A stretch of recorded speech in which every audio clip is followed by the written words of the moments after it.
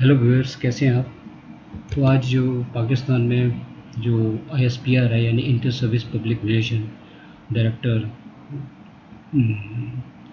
अहमद शरीफ साहब ने ये बताया कि उन्होंने 3 आर्मी ऑफिसर्स को, जिसमें कि एक लेफ्टिनेंट गवर्नर जनरल भी है, उनको सैक कर दिया गया है on grounds of their involvement in the event of May 9।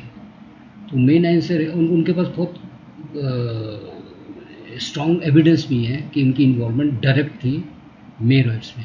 और उनका ये मानना है कि ये सोची समझी चाल थी जिसके अंदर की बहुत बड़ी प्लानिंग करी गई थी। और जो कि हमारे दुश्मनों ने 76 साल में नहीं करा, वो इन्होंने एक दिन के अंदर, 2-3 दिन के अंदर कर दिया, मे 9 के अंदर ही कर दिया। So and he also set कि भाई द जो जो जो इंसिडेंस है उसमें it was a conspiracy against Pakistan, मतलब एक बहुत प्लान करी हुई कॉन्स्पिरेसी थी अगेंस्ट पाकिस्तान। वो बड़े लंबे उसके ऊपर दायरे के ऊपर करी गई थी। वो तो कंट्रोल कर लिया गया विद इन 3 डेज। अगर नहीं करा जाता तो ये सारे पाकिस्तान में एक बहुत उठा पटक कर देते और ऐसी सिचुएशन क्रिएट कर देते जिसके अंदर की सिचुएशन को संभालना ही बहुत मुश्किल हो जाता और बहुत ज़्यादा हेवी लॉस होता एसेट्स का, और ह्यूमन लॉस भी होता इसके अंदर। तो बहुत ही प्लानिंग करके इन्होंने, और ये जो प्लानिंग थी वो आज की प्लानिंग नहीं थी, कहते कई महीनों से इनकी प्लानिंग चल रही थी। और ये जो प्लानिंग थी इसको एक ऐसा अफरा तफरी का एनवायरनमेंट क्रिएट करने का था, और लोगों को इसमें उकसाया गया बार बार। जैसे अब चाहे वो थ्रू इन्होंने सोशल मीडिया का इन्होंने बहुत ज़्यादा इस्तेमाल करा लोगों को उकसाने में, इंस्टिगेट करने के अंदर, और या प्रोवोक करने के लिए अगेंस्ट द आर्मी। तो या फिर इवन द जो इमरान खान की जो उसके जो क्लिप्स आते थे रेगुलरली, वीडियो में आता था या फिर टीवी में आया करता था या फिर पब्लिक उसमें आया करता था सेरेमनी में, और बहुत क्रिटिसाइज़ करता था और लोगों को प्रोवोक करता था कि बाहर निकलो, और उसके अंदर सबको बाहर निकल के चाहे जेल भर दो। ये प्लानिंग इस तरीके से थी कि लोगों को भड़काया गया और उकसाया गया, और लोगों को ये बोला कि आपने अब उनको बगैर, कई लोग तो ऐसे थे जो इसके अंदर इन्वॉल्व हुए जिनको ये समझ नहीं थी कर क्या रहे हैं। एनीवे, तो बहुत स्ट्रिक्ट एक्शन लिया गया है, और लोगों को भी गिरफ्तारियां अभी भी चल रही हैं, और काफ़ी कुछ उन्होंने, जो भी उन्होंने गिरफ्तारियां करी उनसे पूछताछ चल रही है, और पता चल रहा है इस साजिश का कि एक बहुत बड़ी साजिश थी, ऐसा आईएसपीआर का मानना है। उधर जो कुरैशी साहब हैं जो अभी भी पीटीआई के साथ ही अटैच हैं, उन्होंने पब्लिकली बोला है कि जो ये जॉइंट प्रेस स्टेटमेंट इशू करा गया है यूएसए और इंडिया के का, उसके अंदर वो उन्होंने बहुत उसको क्रिटिसाइज़ करा है। और उन्होंने कहा है कि जिसके अंदर ये बोला गया है कि भाई दोनों मिलकर जो है इस टेररिज्म को ख़त्म करेंगे, और पाकिस्तान को कहा है कि भाई तुम क्रैक डाउन करो एक्सट्रीमिस्ट जिन्होंने कि टारगेट किया था मुंबई में, न्यू दिल्ली में। तो ये हमारे लिए बड़ी शर्मनाक बात है जो कि इस प्रेस स्टेटमेंट में बोला गया है। और उन्होंने बोला कि जो इतना बड़ा कुछ बोला गया, तो गवर्नमेंट की तरफ से कोई क्रिटिसिज्म नहीं आया कि पाकिस्तान को बोला जा रहा है कि तुम एक्सट्रीमिस्ट ढूंढो और पकड़ के दो। तो इसके मतलब कि ये कन्फर्म कर, अगर नहीं इसको क्रिटिसाइज़ करा जा रहा है तो कुरैशी महमूद कुरैशी कहते हैं, इसके मतलब यू आर एडमिटिंग कि हम we are having these extremist bodies in our countries। तो कहता है बड़ी शर्म की बात है कि गवर्नमेंट ने इसको रिकग्नाइज़ नहीं करा, मतलब fail to recognise Pakistan economy and human losses in in the fighting against terrorism, जिसके अंदर उन्होंने कहा कि भाई हमने यूएसए का इतना साथ दिया in fighting of the terrorism, आज यूएसए हमें कह रहा है कि हम टेररिस्ट को अपनी कंट्री में रखते हैं। तो ये जो है उनका ये मानना है कि पीएम को आना चाहिए पब्लिकली और उसको स्ट्रांगली रिस्पॉन्स करना चाहिए। तो शाह महमूद कुरैशी साहब ये समझते हैं कि भाई आपका जब पीएम था, जब आप उसमें सत्ता में थे, उसके when you are a government, आपके जो प्राइम मिनिस्टर थे उन्होंने यूनाइटेड नेशन में खुद बोला था कि हमारे यहाँ पे 40,000 एक्सट्रीमिस्ट हैं, और उन्होंने इसको कंफर्म करा गया था, एडमिट करा गया था कि हमारे यहाँ पे टेररिस्ट हैं। आज आप उसी चीज़ को अलग तरीके से बोलने की कोशिश कर रहे हैं, और ये तो सबको पता है कि ये सब जितने भी एक्सट्रीमिस्ट बॉडी हैं they are in the Pakistan. तो आप उसको किस तरीके से आप अवॉइड करेंगे? चलो दूसरी न्यूज़ की तरफ चलते हैं। तो नवाज शरीफ का जो एक केस था कि इलीगल अलॉटमेंट ऑफ प्लॉट्स इन 1986, वो कोर्ट ने कहा है कि भाई उसको उसमें से खारिज कर दिया है, और उन्होंने कहा कि इस जो ये केस करा गया था वो इनके ऊपर नहीं बनता था। तो court has acquitted mister Sharif from this case of illegal allotment of the plot. तो एक एक करके जो केसेस हैं जो शरीफ साहब के, वो कोर्ट से अब ख़त्म होते जा रहे हैं, और सिचुएशन ये बनाई जा रही है कि शरीफ साहब कि अब आए यहाँ पर, उनको कोई अरेस्ट नहीं होगी, कुछ नहीं होगा, और बड़े सब लोग उनका बहुत बड़ा वेलकम रहेगा, और कानूनी तौर पे कोई उनको अरेस्ट नहीं कर पाएगा। सिचुएशन इस तरीके से क्रिएट करी जा रही है पाकिस्तान के अंदर। जो अफ़गानिस्तान है, अफ़गानिस्तानी हैं जो आ जाते हैं, जिनके पास सिर्फ तजीकिया एक आइडेंटिटी कार्ड होता है, उसके बेस पे आ जाते हैं, और पाकिस्तान के अंदर पाकिस्तान ने एक लीनियंट व्यू लिया है, और उन्होंने हंड्रेड्स ऑफ अफ़गानी जो कि इलीगली अफ़गानिस्तान से पाकिस्तान में आ गए थे, उनको वापस भेजा है अफ़गानिस्तान के अंदर।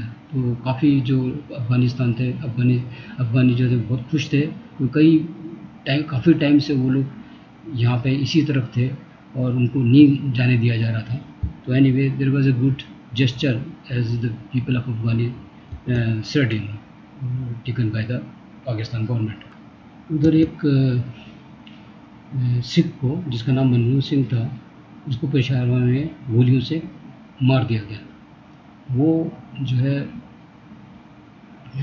बस मतलब पेशावर जा रहा था, और रास्ते में उसको गुलदारा चौक अशकाल में उसको गोलियां मारी गई। जब उसको हॉस्पिटल लेके जाया गया तो हॉस्पिटल में डॉक्टर ने बोला कि भाई ही इज़ डेड। और मतलब 48 घंटे के पहले एक और ऐसा इंसिडेंस हुआ जिसके अंदर सिख को मारा गया, लेकिन वो तो चलो उसके लेग पे, पैर पे गोली लगी थी और वो इंजर्ड था, और प्रॉपर जो ट्रीटमेंट लिया गया डॉक्टर के अंदर। पर जो सिख के ऊपर जो इंसिडेंट्स हो रहे हैं रेगुलरली पाकिस्तान के अंदर, ये एक बहुत ग्रेव सिचुएशन है, और अभी तक गवर्नमेंट ने इसके ऊपर एक भी स्टेटमेंट नहीं दिया गया है, और ये भी नहीं कंफर्मेशन दी गई है कि वहाँ पर माइनॉरिटी के ऊपर जो भी ये सिचुएशन आ रही है उसको किस तरीके से ओवरकम करेंगे, और किस तरीके से कोई कॉन्फिडेंस नहीं दिया जा रहा माइनॉरिटी को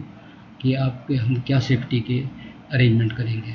बहुत दुख की बात है ये, और हमारे को पाकिस्तान बार बार ये कहता रहता है कि माइनॉरिटी इसके ऊपर ध्यान नहीं देते, माइनॉरिटीज़ को। What about in Pakistan? Regularly every day there is incidents जिसमें माइनॉरिटी के ऊपर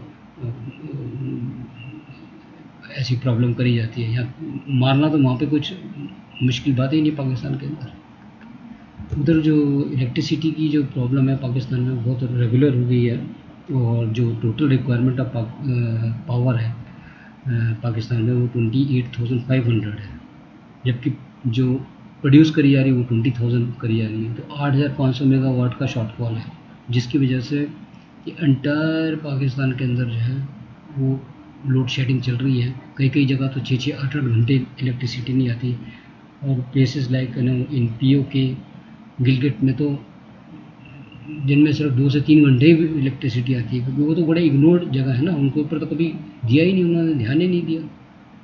तो ये इलेक्ट्रिसिटी की एक सीरियस प्रॉब्लम है जो कि नॉट ओनली कि कॉमन पब्लिक फेस कर रही है, लेकिन एक्चुअली ये इम्पैक्ट करती है मैन्युफैक्चरिंग के ऊपर भी। अब रह के कुछ कंपनीज रह गई हैं जो वहाँ पे मैन्युफैक्चरिंग कर रही हैं, वहाँ पे वो कुछ रेवेन्यू जनरेट कर रही हैं, जो कि एम्प्लॉयमेंट का साधन है वहाँ पर। और उनको भी बिजली प्रॉपरली अगर नहीं मिलेगी तो आप समझ लीजिए ना, वहाँ पे रेवेन्यू जनरेशन तो ख़त्म हो गया through manufacturing company. Who is responsible for this? ये तो इंफ्रास्ट्रक्चर प्रोवाइड करना तो गवर्नमेंट का काम होता है ना। अब गवर्नमेंट उनको प्रॉपरली प्रोवाइड ही नहीं करेगी तो मर गए बेचारे, कोई देखने वाला नहीं होगा। अभी सारा फोकस जो है इस टाइम गवर्नमेंट का किसी तरीके से इलेक्शन और हम जीते। हर एक पार्टी ने जीतने के चक्कर में लगी है, उनको कोई आवाम से मतलब नहीं, आप समझ लीजिए अच्छे से। क्योंकि उधर जो है PLMN जो है वो अपना फोकस करेगी किसी तरीके से। उनके जो शरीफ साहब हैं वो पाकिस्तान में आए, अभी वो दुबई पहुंच गए हैं। मरियम से उनकी रेगुलरली मीटिंग हो रही है और ये कहा जा रहा है कि बड़ी जल्दी आएंगे। तो वो एक एक स्टेप को बड़े फूक फूक के रख रहे हैं कि भाई देखो, एक तो जितने लीगल केसेस है वो ख़त्म होने चाहिए, डिस्क्वालिफिकेशन है वो ख़त्म हो जानी चाहिए, और जो एक कॉन्फिडेंस है buildup with the IMF and all वो हो जाना चाहिए कि जब मैं आऊँ तो सारी चीज़ें जो है इन इन प्लेस होनी चाहिए। तो उसके ऊपर सारे के सारा जो फोकस करा जा रहा है वो इन्हीं चीज़ों के ऊपर करा जा रहा है। एक न्यूज़ आपके साथ और डिस्कस कर लूँ कि जो पंजाब पुलिस है उन्होंने 86 जो है प्रोक्लेम्ड ऑफेंडर्स को पकड़ा है। और ये जो पकड़े गए हैं ये 20 कंट्री से पकड़े गए हैं। और वो कंट्रीज़ ने इनको जो है ये जो कंट्रीज़ हैं ये इन कंट्रीज़ किससे इन्होंने they brought back from this countries, जैसे United State, UK, Sweden, Australia, France, Greece, Turkey, Italy, Japan, South Africa और स्पेन, पुर्तगाल, अबू धाबी, मतलब हर एक जगह पे उन्होंने कुछ ना कुछ ये लोग यहाँ से भाग कर चले गए थे। जिन लोगों ने यहाँ पे क्राइम करे हुए थे उनके जो क्राइम जो थे वो भी काफ़ी ऐसे क्राइम थे जिसके अंदर they are involve in heinous crimes, जिसके अंदर उन्होंने मर्डर करा हुआ था या अटेम्प्ट टू मर्डर था या किडनैप करा हुआ था, ठीक है ना। एंड और ये लोग जो थे भागे हुए थे, कई सालों से भागे हुए थे। और काफ़ी सालों से, काफ़ी टाइम से जो पुलिस थी वो हर एक कंट्रीज़ के साथ इन टच थी और उनको कह रही थी कि उनको डिपोर्ट करके यहाँ पे भेजा जाए। तो पुलिस ने उनको अरेस्ट करा गया था एयरपोर्ट से, और जब उनको पाकिस्तान भेज दिया गया in the respective countries to do the number of countries और अब उनके ऊपर सीरियस ट्रायल चलेंगे। बट चलो, इट्स अ गुड अचीवमेंट कि ये जो क्रिमिनल्स जो डिफरेंट कंट्रीज़ में थे और वहाँ पे भी कुछ may be possible involve in crimes, so it's good for those countries also. So let's see what next will be done by these on these people. So friends, I hope आपको ये मेरा वीडियो पसंद आया होगा, और मेरी आपसे request है कि आप मेरे चैनल को लाइक करिए, सब्सक्राइब करिए और बेल आइकन बटन ज़रूर दबाइएगा। Thanks for watching my video. Thank you.